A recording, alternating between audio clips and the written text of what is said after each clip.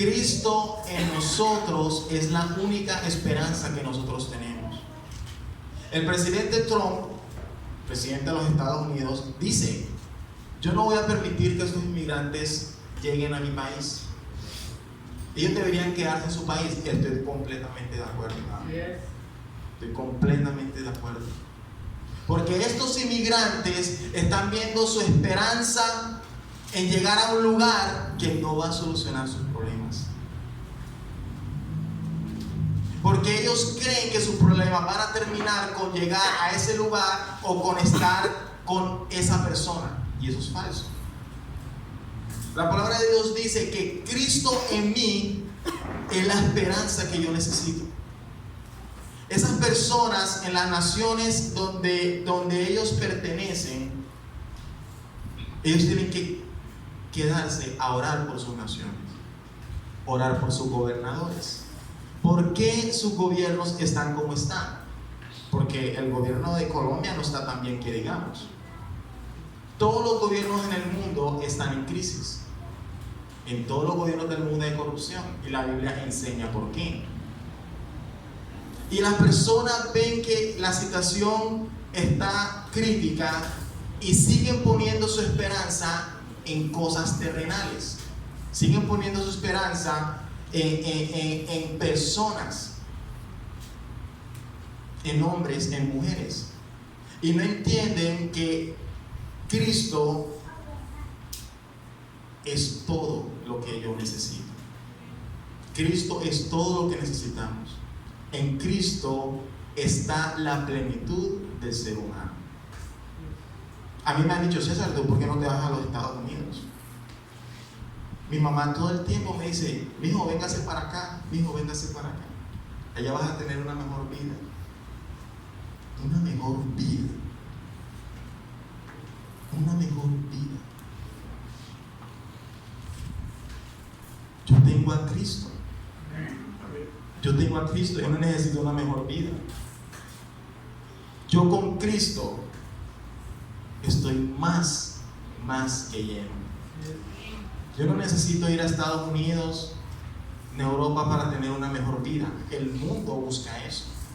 El mundo busca irse a otro lugar con una economía más estable para vivir mejor, para vivir cómodos, para vivir diferente. Pero si Cristo no está, ¿de qué sirve? Si Cristo no está, ¿de qué sirve eso? Si Cristo no está en mí, ¿de qué sirve eso? Y esas personas que me dicen eso, le digo: no, yo con Cristo estoy muy bien aquí en San Andrés. O sea, aún viendo cómo la delincuencia y cómo muchas cosas están empeorando aquí en San Andrés. Pero eso es un desafío que cada hombre y mujer de Dios tiene en su ciudad, en la ciudad donde esté, en la nación en la que se encuentre. Cada hombre y cada mujer de Dios tiene el desafío de orar por su ciudad, de orar por sus gobernadores, de orar por su nación. No salir corriendo a otras naciones para que me vaya mejor. Jeremías capítulo 17. Jeremías capítulo 17.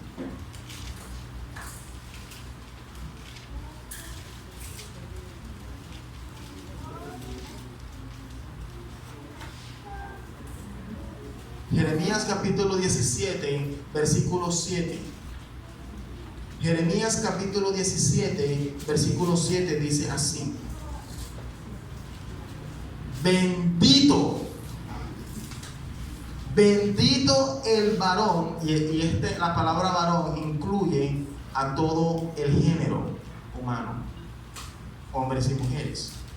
Bendito el varón que confía en ¿quién? En Jehová, y cuya confianza es Jehová.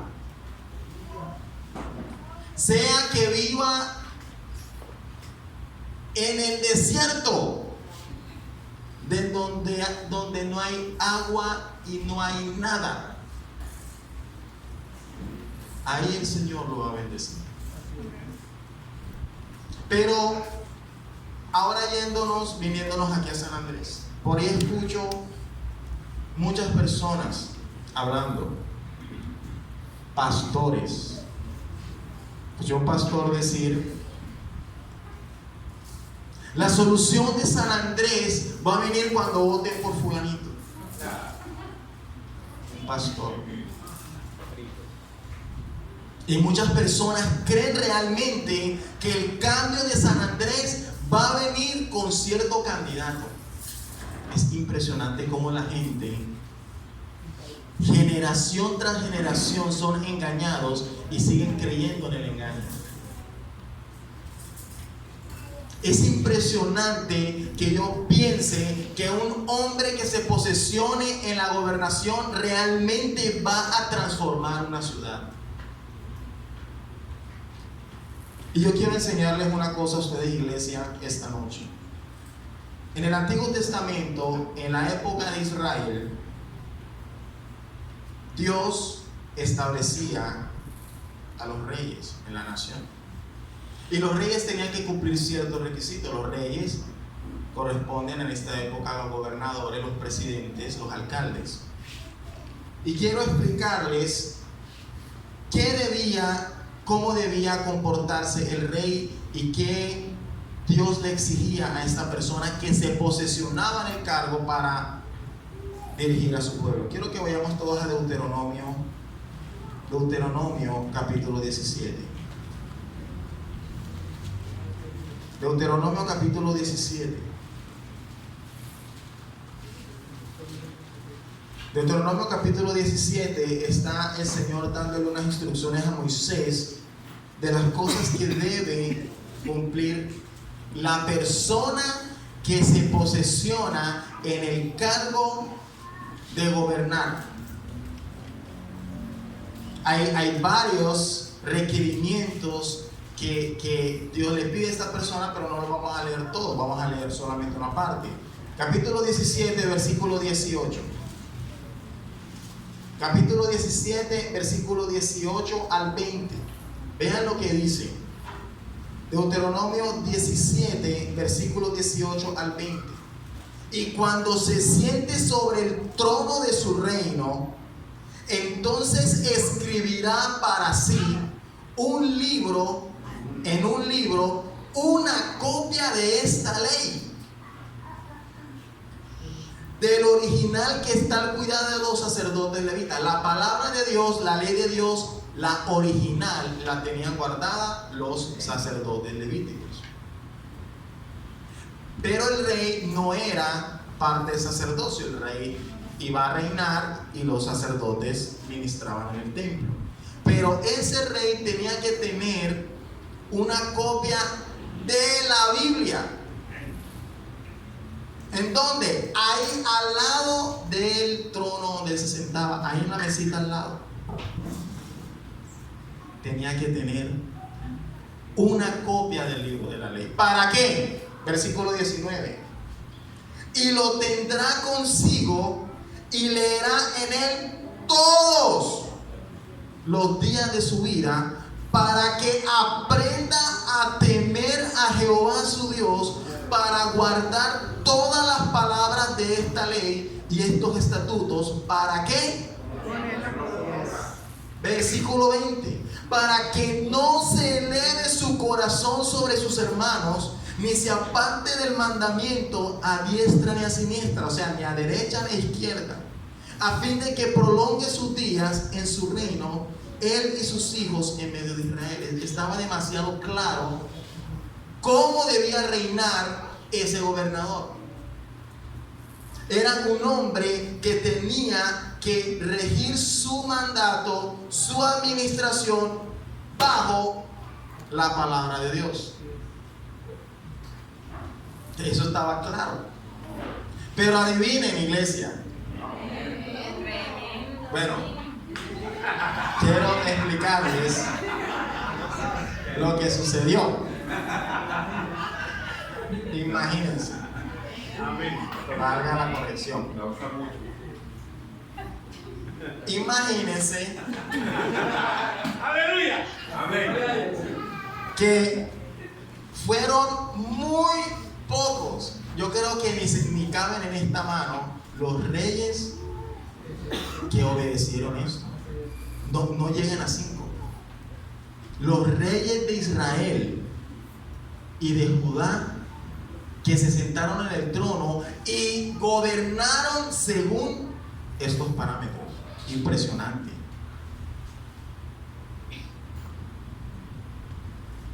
Parece mentira. Jeremías capítulo 19. Jeremías capítulo 19.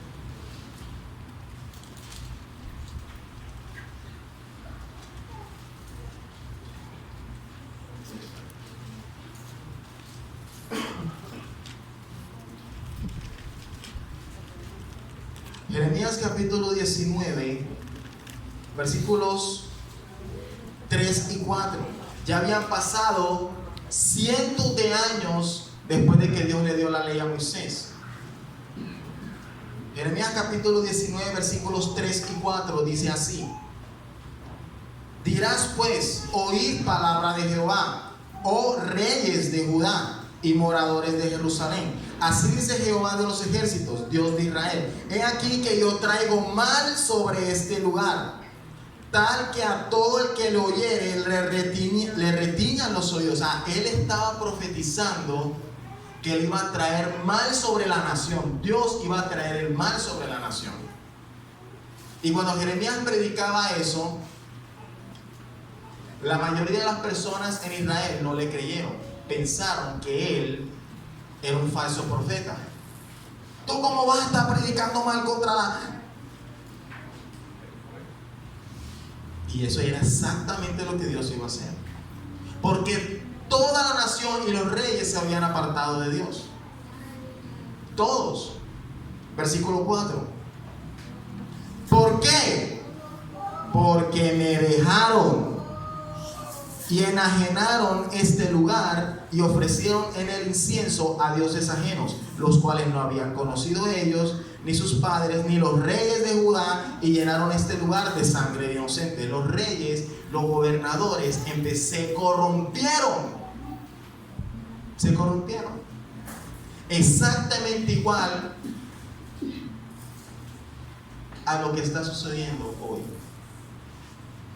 Los reyes, los gobernadores, los presidentes, los alcaldes son personas que no conocen la palabra de Dios, ni les interesa conocerla, y ni les interesa obedecerla. Ellos están obligados a obedecer y seguir los lineamientos del partido político que los montó en ese lugar. Ellos tienen que buscar los intereses del partido político que los impulsó, que los respaldó, obviamente. Eso está claro.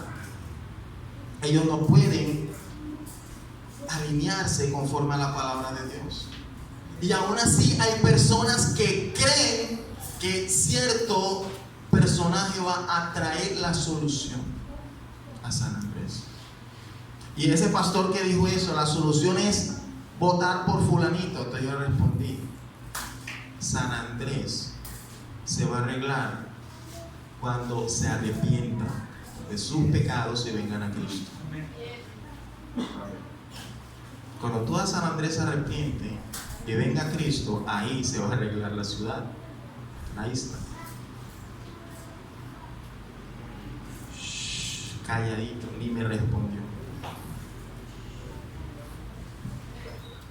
¿Cómo puedo yo pensar que un hombre es el que va a salvar mi ciudad, mi nación? ¿Cómo puedo yo pensar eso? Yo que conozco la palabra de Dios, ¿cómo nosotros los hombres y las mujeres de Dios podemos poner nuestra esperanza, nuestra confianza en un hombre? Ahora, es nuestra responsabilidad como ciudadanos votar.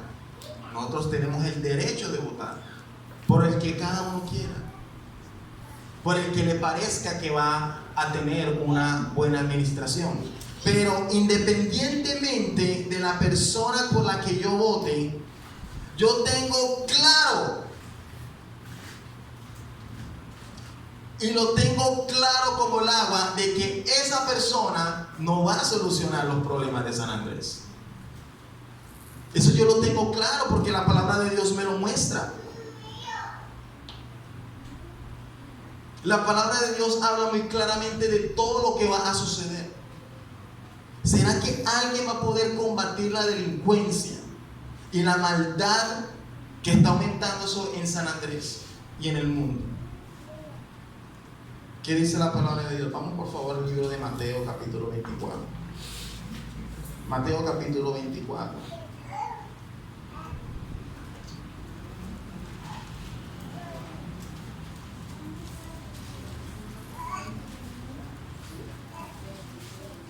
Mateo capítulo 24.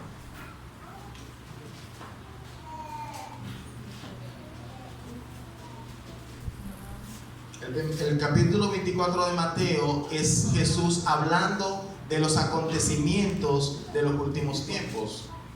Nosotros estamos en los últimos tiempos. De los acontecimientos que deben suceder en esta época. Versículo 6. Vamos a empezar en el versículo 6. Mateo 24, versículos 6 al 13, dice así: y oiréis de guerras y rumores de guerras. Mirad que no os turbéis, porque es necesario que todo esto acontezca. O sea, es que eso, o sea, nosotros no podemos pelear contra esto. Nosotros no podemos pelear contra la palabra de Dios. Esto se va a cumplir sí o sí.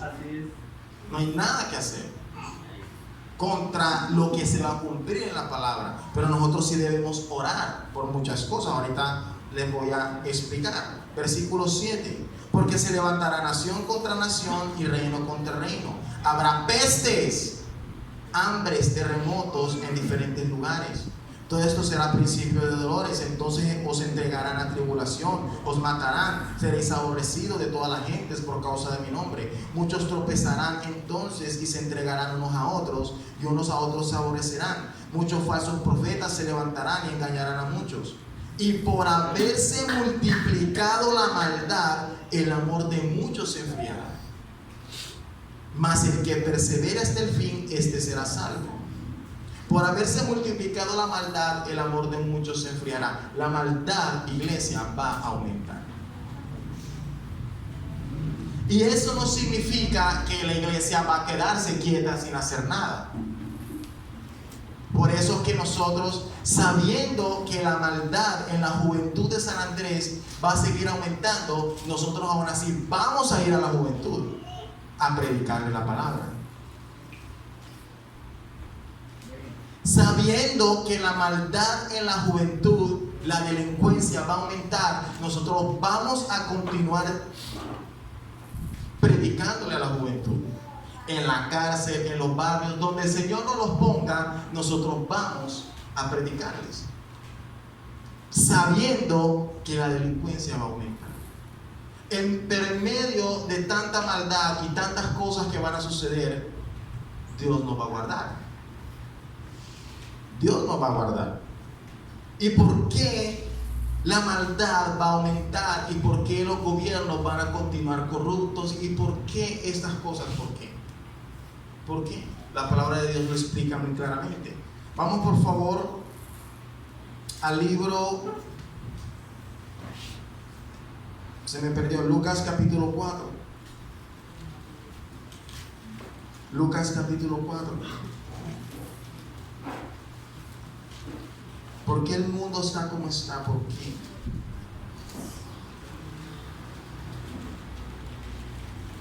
César, ¿este mundo va a mejorar? No, mi hermano, no. La verdad es que no. Por eso nosotros estamos clamando porque venga el Señor rápido. Porque esto no va a mejorar. Lucas capítulo 4. Lucas capítulo 4, versículos 5 al 7 dice así. 5 al 7 está Jesús en el desierto siendo tentado por Satanás. Y dice, versículo 5: y le llevó el diablo a un monte a un alto monte y le mostró en un momento todos los reinos de la tierra, los gobiernos y los reinos de la tierra. Versículo 6, y le dijo el diablo: a ti te daré toda esta potestad y la gloria de ellos, porque a mí ha sido entregada y a quien quiero la doy. O sea, Satanás está diciendo: todos los gobiernos del mundo me pertenecen a mí. ¿A quién se lo está diciendo? A Jesús. Y Jesús no le contradijo eso.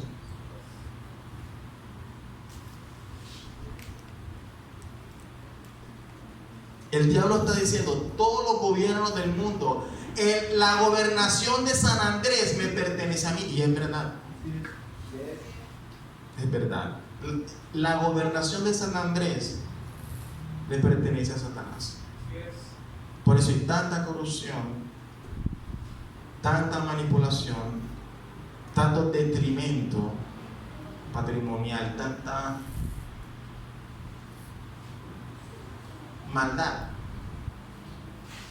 Muchas personas: no, cuando se monte fulanito las cosas van a cambiar para mal, para peor. Pero nuestra confianza no puede estar puesto en eso. Las cosas no van a mejorar, las cosas van a empeorar, y en todas las áreas, no solamente la parte de la delincuencia. Porque la palabra de Dios dice que los últimos tiempos iban a ser como los tiempos de Lot. ¿Y dónde vivía Lot? En Sodoma y Gomorra. Unas ciudades llenas de perversión e inmoralidad sexual impresionante. Ciudades donde la inmoralidad sexual se veía en los bailes que hacían, en las fiestas que hacían, en las celebraciones que hacían, los festivales, los carnavales. Allá en esas ciudades hacían todas esas cosas. Y toda esa perversión se veía allá. Toda esa perversión. Lucas capítulo 17. Lucas capítulo 17.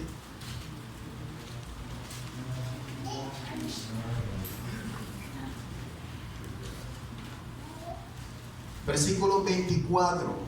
Lucas 17, 24 al 30 dice así: porque como el relámpago que al fulgurar resplandece desde un extremo del cielo hasta el otro, así también será el Hijo del Hombre. ¿Cuándo? En su día.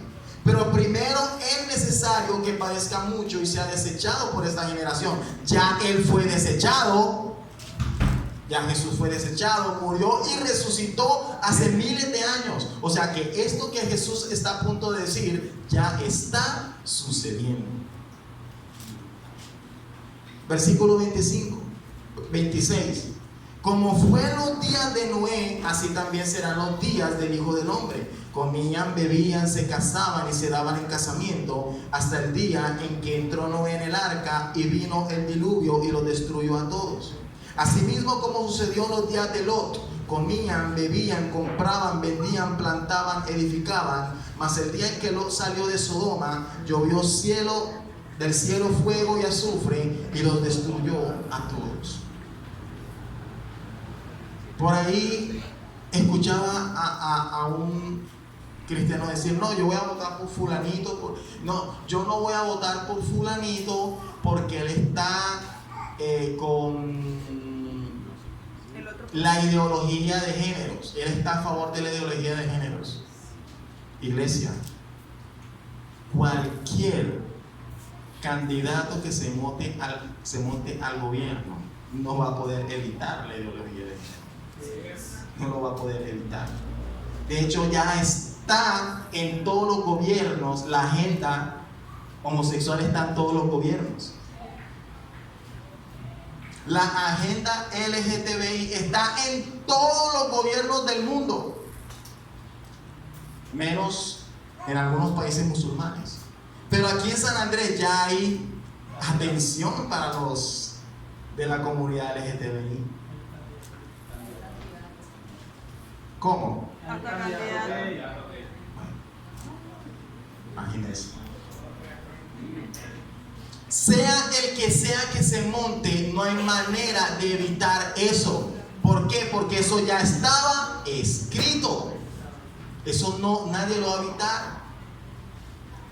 Eso no se puede evitar. No, yo estoy con tal candidato porque él va a mejorar las cosas. ¿Va a mejorar qué? ¿Qué va a mejorar? No puede mejorar absolutamente nada.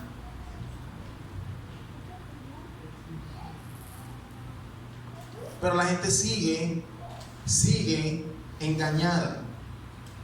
Mateo capítulo 5. La gente sigue engañada por no conocer, obviamente, la palabra de Dios. Mateo capítulo 5.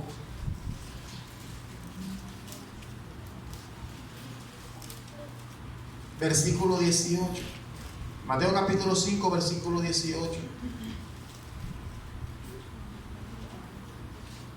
Dice así: porque de cierto os digo que hasta que pasen el cielo y la tierra, ni una jota ni una tilde pasará de la ley, hasta que todo se haya cumplido. Todo se va a cumplir. No va a quedar absolutamente nada afuera. Cuando Cristo venga por su iglesia, la cantidad de homosexuales y lesbianas en las calles va a verse triplicado de lo que es ahora. La maldad de la delincuencia se va a ver multiplicado. Y eso ya está sucediendo. O sea que la venida del Señor ya está a las puertas. Y nosotros tenemos que estar preparados para estas cosas, entendiendo que aunque yo ejerza mi derecho al voto, yo tengo que tener claro que el único que puede salvar esta ciudad es Jesús. César, ¿por qué dices eso? Porque la palabra de Dios lo dice. La palabra de Dios lo dice muy claramente. Primera de Juan capítulo 4. Primera de Juan capítulo 4.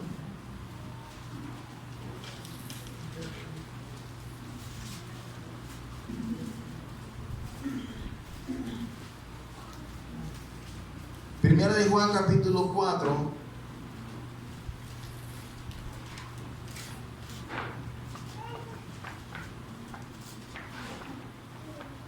Versículo 14. Vean lo que dice el apóstol Juan. Primera de Juan capítulo 4, versículo 14. Dice: y nosotros hemos ¿qué? Visto. O sea que el que está escribiendo esto, a él no se lo contaron. Él está diciendo que lo vio. ¿A quién? A Jesús. Versículo 14. Y nosotros hemos visto y testificamos que el Padre ha enviado al Hijo, el Salvador del mundo. El Salvador del mundo. El Salvador del mundo no es Superman, niño. ¿Dónde están los niños? Están durmiendo. El Salvador del mundo no es Superman, no es Spider-Man, ni los Avengers. ¿Cuántos se fueron a ver los Avengers? Hasta yo fui a vérmelo, pero yo sé que ellos no son los salvadores del mundo. Pero muchas personas que van a verse a estos superhéroes creen que ellos son los salvadores del mundo. Y se ponen sus disfraces. Ay, yo soy Batman. Jesús los reúne a todos ellos y los sienta en pupitres para darles clases. Jesús los reúne a todos ellos en un salón, en pupitre, y les da clases a todos. Porque Jesús sí es el Salvador del mundo. Él es el que nos salva a nosotros en todos los sentidos. Él es nuestra esperanza. O sea, la esperanza de San Andrés es Cristo, que Cristo venga, porque la Biblia dice que Cristo va a venir a reinar. Pero antes de que Él venga a reinar, ¿por qué Él va a venir a reinar? Porque le dio la oportunidad al ser humano a reinar y el ser humano no fue capaz. Él le dio la oportunidad de reinar al ser humano desde el Antiguo Testamento. Él le dio la oportunidad al pueblo de Israel de que reinaran con justicia, con equidad. Pero el ser humano se pervirtió, se corrompió. Y está científicamente comprobado que tanto hombres como mujeres se han corrompido. Porque hasta mujeres en el poder se han corrompido y han sido soberbias y sanguinarias. Mujeres en el poder. Está demostrado. Entonces, Jesús, viendo la situación de que el ser humano, una vez que el ser humano, Dios toma al ser humano y lo monta en un puesto de poder, Él se ensoberbece contra su hermano. Le dijo: no, yo voy a venir a reinar. ¿Y cómo va a ser el reino de Jesús? ¿Cómo va a ser? Hechos capítulo 1. Hechos capítulo 1.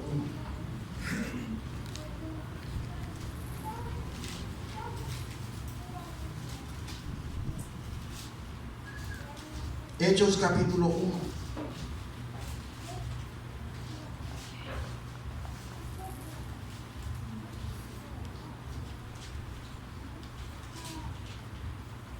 Perdón, Hebreos, no Hechos, Hebreos. Hebreos casi al final de la Biblia. Hebreos capítulo 1. Hebreos capítulo 1.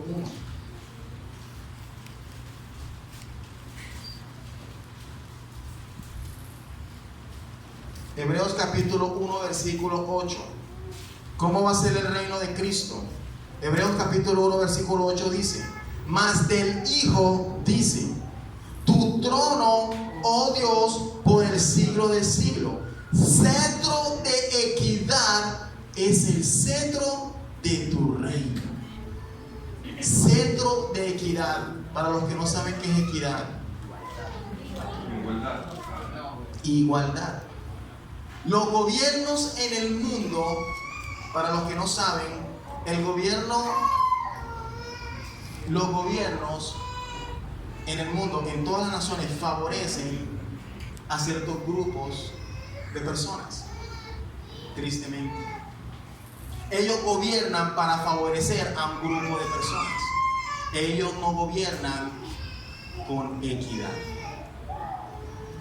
Ellos no gobiernan con equidad, porque ellos tienen que favorecer a aquellas personas que los respaldaron para llegar donde están.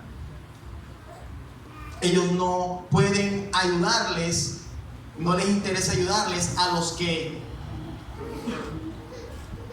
votaron por el otro candidato, por su rival. En el mundo entero no hay una nación con un gobierno de equidad. No lo hay, no existe, no puede existir. Pero cuando Cristo venga a reinar, su reino va a ser con equidad. Cetro de equidad es su reino, porque a Cristo nadie lo puede sobornar. A Él nadie lo va a montar en el poder. Él va a venir con poder a tomar todos los reinos de la tierra. A Él nadie lo va a poner en el poder. Nadie aquí en el mundo lo va a poner a Él en el poder. Él no va a favorecer a algunos, a los que tienen plata. Eso es imposible. Porque cuando la Biblia se refiere a que cetro de equidad es su reino, se refiere a que Jesús, Él practica la equidad y es imposible que Él se corrompa. Es imposible que Dios mienta. Es imposible que Cristo se corrompa. Es imposible, iglesia. No hay manera. Por eso Él va a reinar. Él va a enseñarnos a reinar. Y dice la palabra de Dios que todos aquellos que alcancemos la salvación vamos a reinar con Él. Pero no en este momento, eso va a ser más adelante. No en este momento. En este momento, ¿qué es lo que el Señor quiere que nosotros hagamos? Que prediquemos la palabra. Vamos por favor a Hechos capítulo 17. Hechos 17.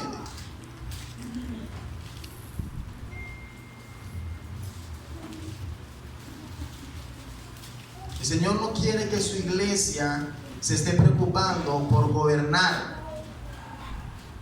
por llegar a la presidencia, por llegar a la alcaldía, por llegar a la gobernación. El Señor no quiere que la iglesia se esté preocupando por eso. El Señor quiere que la iglesia se preocupe por predicar su palabra. Hechos capítulo 17, versículos 30 y 31. Hechos capítulo 17, versículos 30 y 31 dice así: pero Dios, habiendo pasado por alto los tiempos de esta ignorancia, ahora manda a todos los hombres, ¿en dónde? En todo lugar. ¿A que qué? Que se arrepientan, por cuanto ha establecido un día en el cual juzgará al mundo con justicia, porque Cristo es justo. Con justicia por aquel varón a quien designó, dando fe a todos por haberle levantado de los muertos. Eso es lo que nosotros tenemos que hacer, predicar. Arrepiéntete, mi hermano, porque va a venir el día del juicio y tú no estás preparado. El Señor viene a juzgar y tú no estás preparada. Arrepiéntete. Ahí mismo, Hechos capítulo 3. Hechos capítulo 3.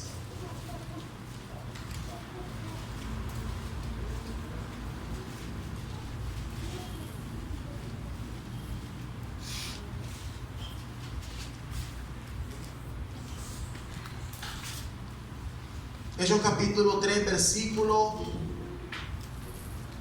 19 en adelante dice así. Hechos capítulo 3, 19 en adelante dice: así que arrepentíos y ¿qué? Convertíos, para que sean borrados vuestros pecados, para que vengan de la presencia del Señor tiempos de refrigerio. O sea, como el Señor, tiempos de refrigerio son tiempos de paz, de descanso. El Señor va a saciar mi necesidad. O sea, el Señor va a saciar la necesidad de mi alma y la necesidad de mi vida. Si yo estoy pasando por un momento de escasez económica, sin trabajo y sin nada, el Señor está esperando a que yo venga a Él para que Él pueda solucionar mi situación. No para que, no, mi situación no se va a solucionar yéndome yo a los Estados Unidos, porque allá la economía es mejor. Mi situación se va a mejorar cuando yo empiece a caminar con Cristo, y ahí Él va a traer tiempos de refrigerio a mi vida. Ya no voy a estar alcanzado, cargado, agobiado, atribulado.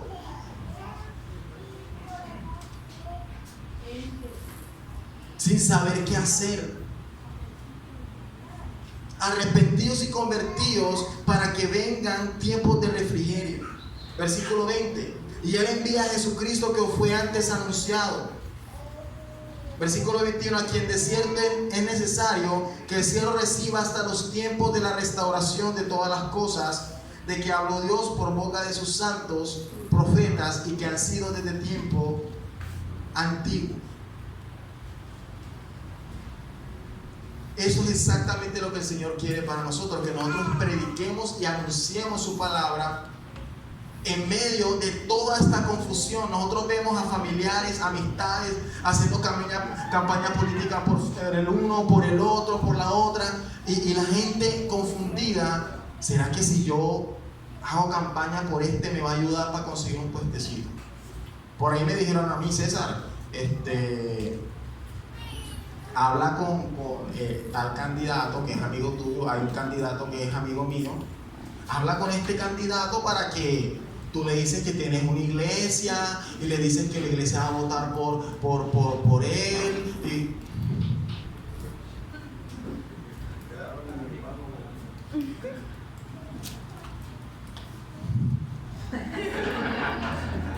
Dios mío, líbrame, Señor, líbrame de la tentación. Obviamente que eso no es una tentación para mí, porque yo tengo claro lo que el Señor me ha llamado. La iglesia, como muchos pastores hacen, la iglesia no es un grupo de personas que uno va a utilizar para llegar al poder o para votar por cierto partido político para llegar al poder. Eso es ridículo. La iglesia no es para eso. Si yo voto por una persona, esa decisión es personal. La iglesia no tiene que saber por quién César va a votar y César no tiene que saber por quién la iglesia va a votar. Eso es decisión de cada uno de ustedes. Porque sea el que gane, no va a hacer nada. La iglesia tiene que entender que nuestro enfoque, nuestra mirada tiene que estar puesta en Cristo. Nuestra esperanza está en Cristo. Y sea el que quede, así sea que haya quedado por el que yo no voté, yo voy a orar por esa persona. ¿Por qué? Porque la palabra lo dice. Vamos por favor todos a 1 Timoteo capítulo 2. Es nuestra responsabilidad como hombres y mujeres de Dios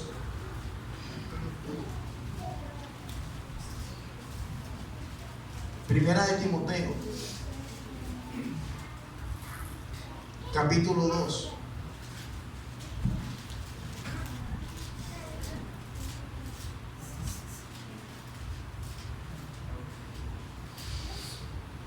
Primera de Timoteo capítulo 2. ¿Cuál es la responsabilidad de nosotros como creyentes, hombres y mujeres de Dios, ante cualquier persona que llegue al poder?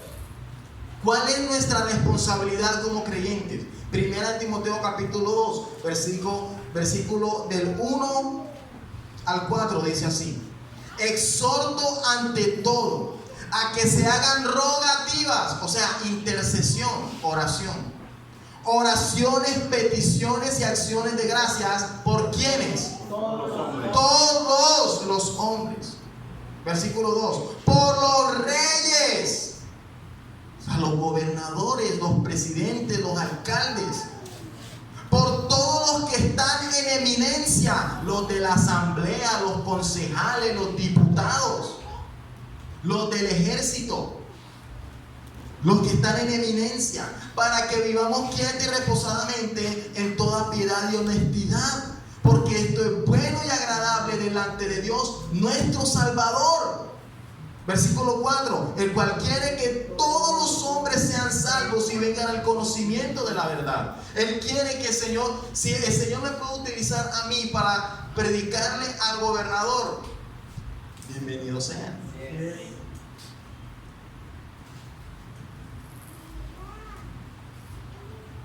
Él quiere que nosotros oremos y clamemos, así sea que se monte el peor de los peores al gobierno. El que yo crea que es el peor de todos, yo tengo que orar por él. Es un mandamiento del Señor. Pero es que a mí no me gusta él porque por esto y lo otro. Mi hermano, tienes que orar por él. No hay de otra. Tenemos que orar por ellos. Tenemos que orar, somos llamados a orar por ellos, para que vengan al conocimiento de la verdad, para que el Señor, si nosotros no podemos llevarle la palabra, que el Señor les hable, les ponga a alguien que les hable, porque aunque la gobernación le pertenece a Satanás, la administración, eso es verdad, el Señor tiene ahí también sus hombres y mujeres, ahí, sembrando la palabra. El Señor tiene unos cuantos hombres y mujeres ahí, regados, sembrándoles la palabra. Que eso es lo que hago yo. Cada vez que yo voy allá y tengo la oportunidad de compartirle a alguien, lo hago. Pero nuestra responsabilidad no es estar peleando por montar a fulanito o fulanita en el poder. Nuestra responsabilidad es orar y predicar la palabra, entendiendo que todas las naciones del mundo están bajo el poder de Satanás. Él controla esas cosas. Él lo controla. Entonces muchas personas enfocan su mirada en que no, las cosas se van a arreglar cuando fulanito llegue al poder, porque ya me prometió un puesto. ¿A cuántos no han decepcionado de esa manera? ¿A cuántos no han engañado? Pero por la persona que yo voy a votar, yo no tengo que ir a decirle, yo voy a votar por ti. No, porque a mí no me interesa que él me dé nada. No necesito que él me dé nada. Lo que yo necesito lo tengo y debo mantenerme ahí. Cristo.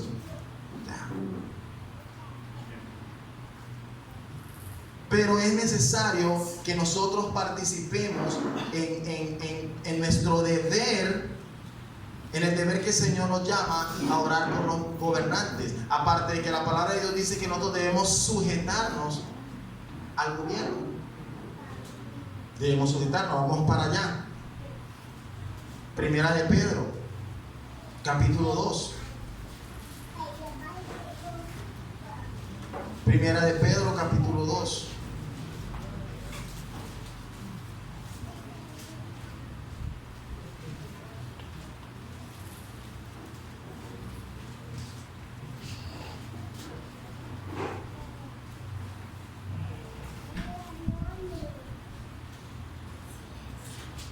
Primera de Pedro, capítulo 2.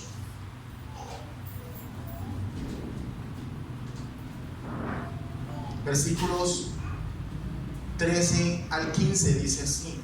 Primera de Pedro, capítulo 2, versículos 13 al 15. Por causa del Señor, someteos a toda institución humana, a toda institución humana, ya sea al rey como superior, a los gobernadores como por el enviados, para castigo de los malhechores y alabanza de los que hacen bien. Porque esta es la voluntad de Dios, que haciendo bien hagáis callar la ignorancia de los hombres insensatos. Nosotros nos sujetamos y participamos como ciudadanos en el voto.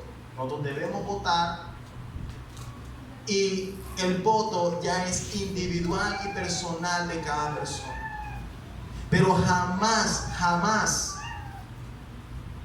en la vida verdadera un predicador se va a parar aquí, en este altar, a decirles a ustedes por quién deben votar. Jamás. Ninguno de los pastores de esta congregación va a hacer eso. Porque eso sería un pecado delicado. Porque yo estaría utilizando mi autoridad, el privilegio que Dios me dio para instruir a la iglesia, influenciarla en cosas que no tienen nada que ver con la iglesia de Dios. Mi responsabilidad, nuestra responsabilidad de todos los pastores y los líderes es instruir a la iglesia en la palabra. Alimentar la iglesia con la palabra de Dios. Punto final. Y hay mucho trabajo que hacer en la iglesia. Hay mucho de que hablar, mucho que instruir, mucho de que enseñar. No tenemos tiempo. No tenemos tiempo para estar en otras cosas. Hay mucho que enseñarle. Por eso sacamos tiempo para darle palabra a los jóvenes, darle palabra a las mujeres, a las adolescentes, a las parejas, a los matrimonios. Tenemos que sacar tiempo para todo porque la necesidad es apremiante. La necesidad es angustiosa porque la iglesia tenga el conocimiento del Señor, aprenda y conozca cómo debe caminar en Cristo. Yo no tengo el tiempo para estarlo perdiendo en otras cosas. Es mi labor, nuestro deber como pastores, y hablo por todos los pastores, instruir a la iglesia a que continúen firmes en su caminar con Cristo, en que Cristo lo lleven en sus vidas, en sus corazones, en sus hogares. Enseñarles a la iglesia a que Cristo no es solamente para aquí dentro de la iglesia. Cristo tiene que estar en todos los hogares. Nosotros tenemos que llevar a Cristo a nuestras casas, a nuestros matrimonios, a nuestras familias. Hay mucho tiempo, hay mucho para hacer, para que yo esté perdiendo mi tiempo hablando de la iglesia de política.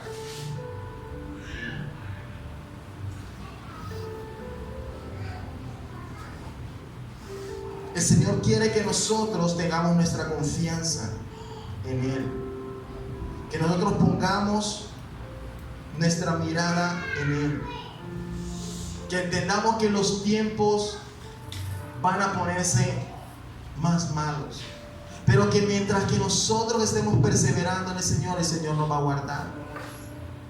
El Señor nos va a guardar, Él va a llevarnos en el propósito que Él tiene para nosotros, hasta que venga por nosotros. Vamos a terminar, por favor. Lucas capítulo 1. Lucas capítulo 1.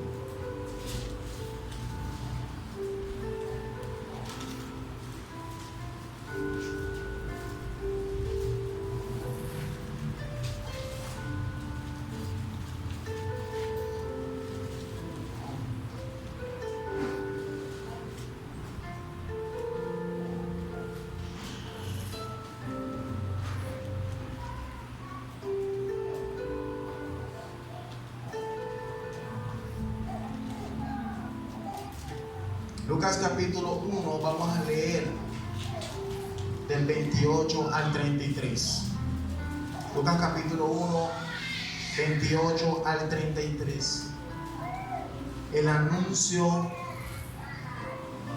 del ángel a María del nacimiento de Jesús.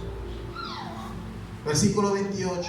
Y entrando el ángel en donde ella estaba, dijo: Salve, muy favorecida, el Señor es contigo, bendita tú eres entre las mujeres. Mas ella, cuando le vio, se turbó por sus palabras y pensaba: ¿qué salutación sería esta? Entonces el ángel le dijo: María, no temas, porque has hallado gracia delante de Dios. Y ahora concebirás en tu vientre y darás a luz un hijo y llamarás su nombre Jesús.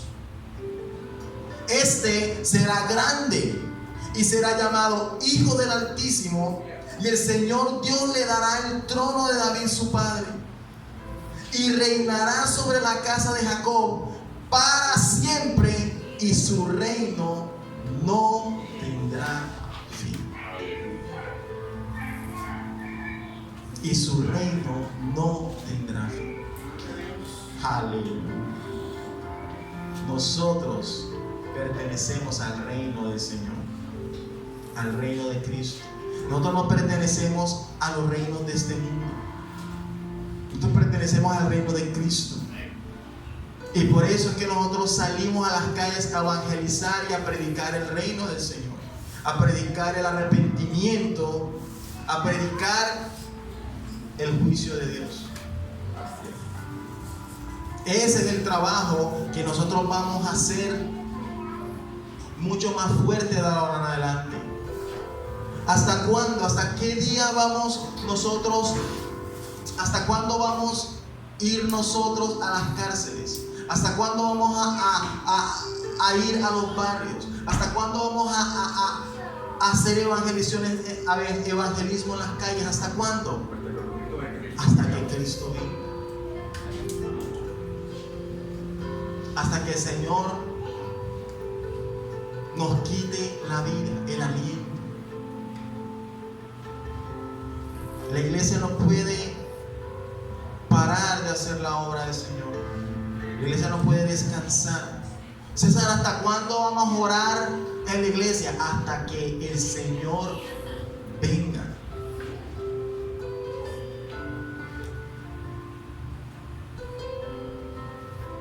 Pero los gobiernos van a cambiar uno tras otro. Cada 3 años va a haber un gobernador diferente, un alcalde diferente, pero Cristo va a ser el mismo.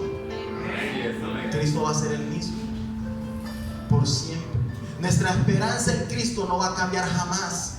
Por eso yo no le hago campaña a nadie.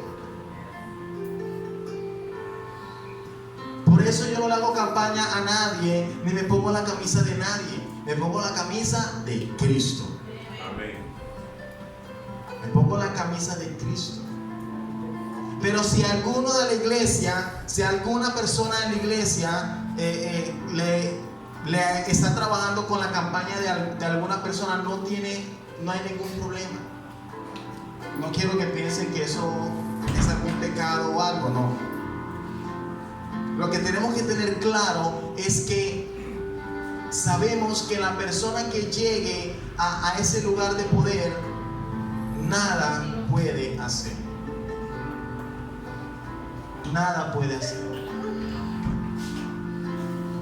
Que el único que realmente puede hacer algo por nuestras familias y por nuestra ciudad es Cristo. Él es el verdadero. Él es el Salvador del mundo. Amén. Pongámonos en pie, por favor.